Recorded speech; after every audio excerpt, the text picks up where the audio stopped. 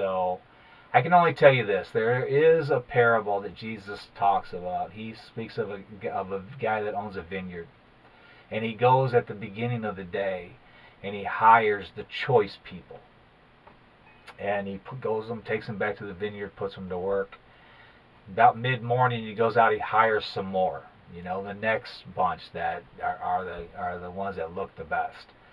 And takes them back, puts them to work. Anyhow, he's done this like 4 times, maybe 5 times. So at the end of the day, an hour before quitting time, he goes and he hires whoever is left.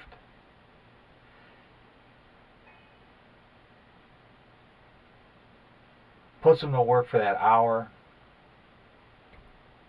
There's other people that have been in that field, in that vineyard all day long. It's quitting time. He tells the guy in charge, call him in. I want you to pay the ones that I hired last first. And I also want everyone to get the same pay. That's where we're at right now. Okay? The ones who got hired last were the least desirables, right?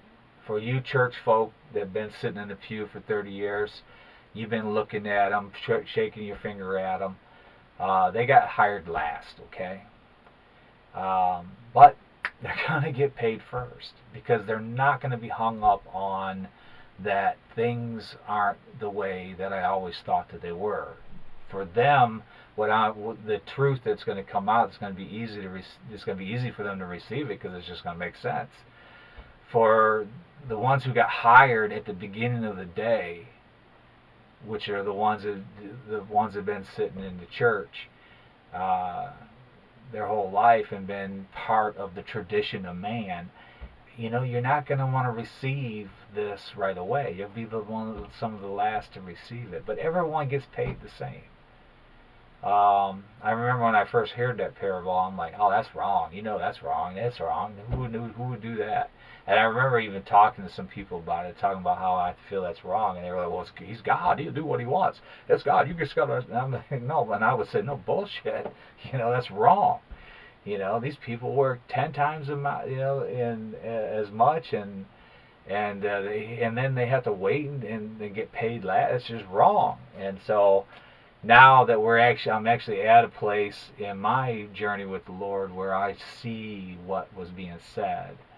I see it. I see the spiritual parallel of that. We're there. This is it.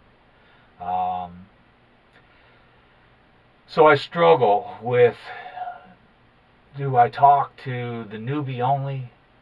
Or do I try to hold the hand of the person who's been with God in the church for a long time? And I don't want to lose either. Okay? I don't want to just speak to the newbie and then have the people that have been with God their whole life feel like this is something new. No, it's nothing new. It's what it always was. It's 2,000 years old. Okay? So then I thought maybe I'll just teach it to my kids. Because I didn't raise my children in organized religion. I wanted them to find God on their own. I didn't want them to know Dad's God. I wanted them to find God for themselves when the time was right. When their ground was broken and they were ready to receive these seeds. I didn't want them to be around, do this and don't do that. So I thought, because I have such a fresh canvas with my own children, which are 5 of them, that I would just teach to them and give you guys the understanding that that's what I'm doing. But I'm still struggling. I'm still trying to figure it out. I'm probably always going to champion on the newbie and tell them, man, be patient. I know you got this, but we need to talk a little bit more. Because I'm not looking to leave anyone behind. Everyone gets paid. Everyone receives this. It's just the ones who get hired last, the least desirables, are going to get paid first, and they're going to get paid the same.